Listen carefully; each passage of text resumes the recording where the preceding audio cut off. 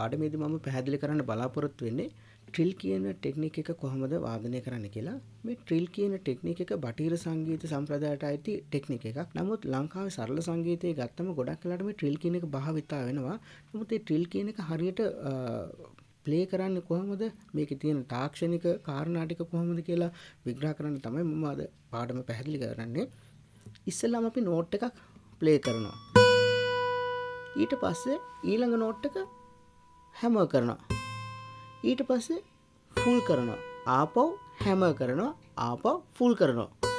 Full කළා මේ අපි මූලික නෝට් එක තියාගෙන ඉන්නවා. මේ බලන්න මම ආපහු ප්ලේ කරන්න. ඉස්සෙල්ලා නෝට් එක ප්ලේ කරනවා, හැමර් කරනවා, ෆුල් කරනවා, හැමර් කරනවා, ෆුල් කළා මේ පළවෙනි නෝට් එක තියාගෙන ඉන්නවා. මේක හිමීට ප්‍රැක්ටිස් කරන්න. මේ බලන්න ටෙක්නික්ස් ප්‍රැක්ටිස් කරනකොට කවදාවත් වේගෙන් ප්‍රැක්ටිස් කරන්න එපා.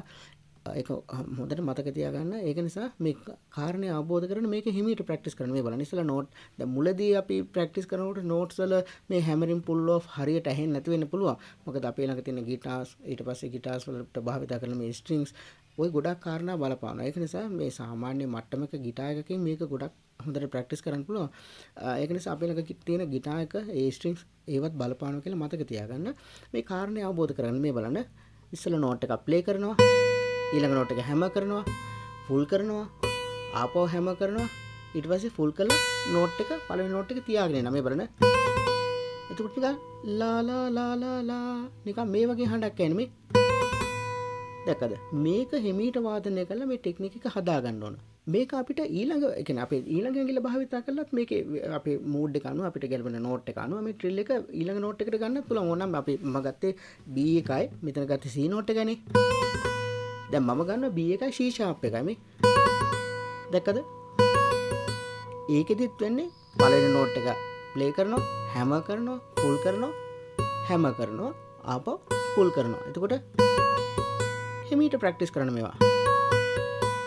අපිට ඕන මේ B නෝට් එකත් එක්ක මේ D හතරවෙනි ඇඟිල්ලට අහු වෙන මෙතන D නෝට් එක භාවිතා කරන්නත් පුළුවන් මේ ට්‍රිල් එකක් විදියට. මේ ට්‍රිල්ස් එක එක විදියට භාවිතා කරනවා. මේ ට්‍රිල් එකේ ලෙන්ත් එක දික් කරලා වාදනය කරන්න පුළුවන්, කෙටි කරලා වාදනය කරන්න පුළුවන්. එක එක ක්‍රම තියෙනවා. නමුත් මූලිකවම ට්‍රිල් එකක් වාදනය කරන්න කියලා මෙන්න මේ තාක්ෂණික කාරණේ අවබෝධ කරගත්තොත් ඒ ප්‍රමාණවත්. හරිද? මේ බලන්න මම හතරවෙනි ඇඟිල්ල භාවිතා කරන මේ බලන්න ඕන. දැක්කද? right අපිට ඕන මේ එක එක වෙන වෙනම ඇඟිලි භාවිතා කරන්න පුළුවන්. මේ බලන්න. හැබැයි ඇඟිලි ශක්තිමත්ව තියෙන්න ඕන. ඇඟිලි වල හැඩතලයේ හරියට තියෙන්න ඕන. දැන් මෙහෙම ඇඟිලි තියාගෙන ගිටාර් වාදනය කරන කෙනෙක්ගේ මේ ට්‍රිල් එහෙම වාදනය කරන්න හරි අමාරුයි. ඇකොස්ටික් ගිටාර් එකකින් ඉලෙක්ට්‍රොනික ඒ කියන්නේ ඉලෙක්ට්‍රික් ගිටාර් එකකින් නම් සාමාන්‍යයෙන් අපිට මේ පහසුවෙන් වාදනය කරන්න පුළුවන්. නමුත් අපි වාදකයෙක් ගොඩක් වෙලාවට ඇකොස්ටික් ගිටාර් එකක් වාදනය කළ යුතුමයි. මොකද ඇකොස්ටික් ගිටාර් එකක තියෙන ෆීලිංග්ස් එයා අවබෝධ කරගන්න ඕන. මේත් එක්ක තමයි අපි ටෙක්නික්ස් ඊට පස්සේ ගිටාර් එකක් පුහුණුවීම ආරම්භ කරන්න පටන් ගන්න ඕන. මේ බලන්න ඇඟිලි මෙහෙම තිබ්බොත් එහෙම මේ ටෙක්නික්ස් ප්ලේ කරන්න බෑ. මේ බලන්න මම ට්‍රිල් එක මම දැන් කිහිපයක ප්ලේ කරලා පෙන්නන්නම්. ඊට පස්සේ මම මෙතන ඊට පස්සේ මේ හරිය. දැක්කද මේ?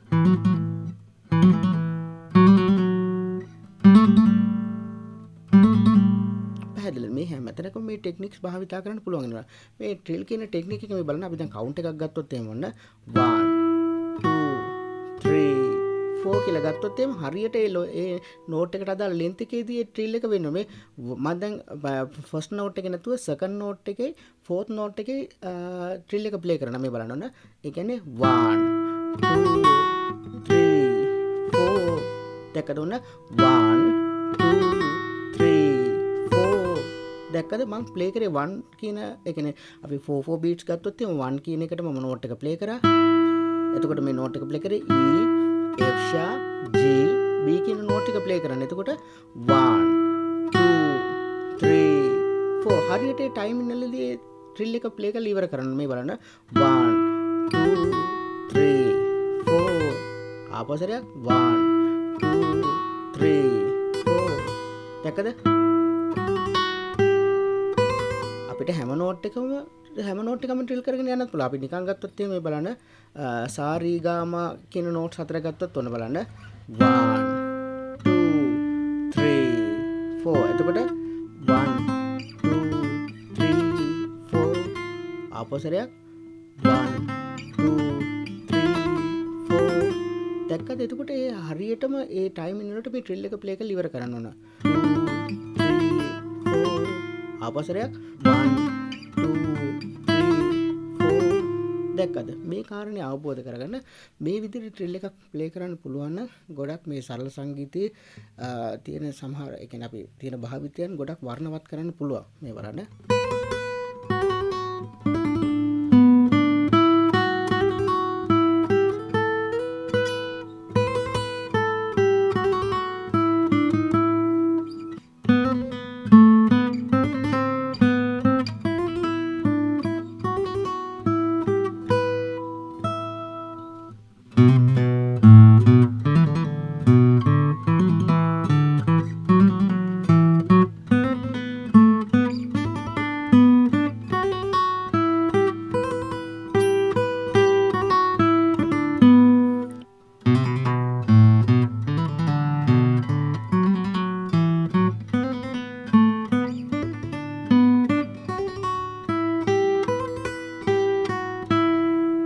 පැහැදිලිද? මේ ඕපන් නෝට්ස් ඇකොස්ටික් ගිටාර් එකේ ඕපන් නෝට්ස් මේ ට්‍රිල් එකක් විදිහට ගන්න පුළුවන්. ඒක ගොඩක් වැදගත් මේ ටෙක්නික් එක.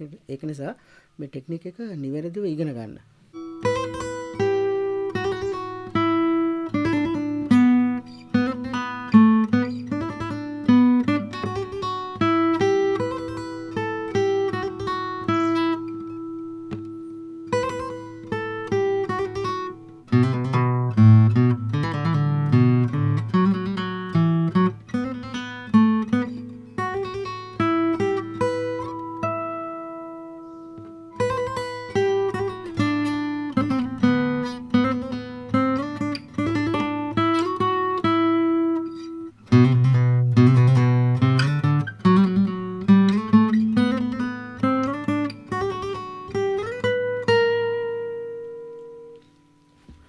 දැක්කද මේ ට්‍රිල් කියන ටෙක්නික් එක ඇසෙන්ඩින් ෆෝම් එකේදී ඩිසෙන්ඩින් ෆෝම් එකේදී භාවිතා කරන්න පුළුවන්. මේ ට්‍රිල් කියන කාරණේ අවබෝධ කරගන්න කොහොමද වාදනය කරන්න කියලා ගැටලුවක් තිබ්බොත් මගේ WhatsApp අංකේ දාලා තියෙනවා කතා කරන්න. මේ විදිහට ට්‍රිල් කියන කාරණේ අවබෝධ කරගන්න මේ ට්‍රිල් එක තව ක්‍රම කිහිපයකට වාදනය කරන්න පුළුවන්. නමුත් අපි සරලවම අකෝස්ටික් ගිටාර් එකක් වාදනය කරන වාදකයෙක් මේ විදිහට ට්‍රිල් එකක් ප්‍රැක්ටිස් කරන්න ආරම්භ කරොත් ඒ ප්‍රමාණවත් කියලා හිතනවා.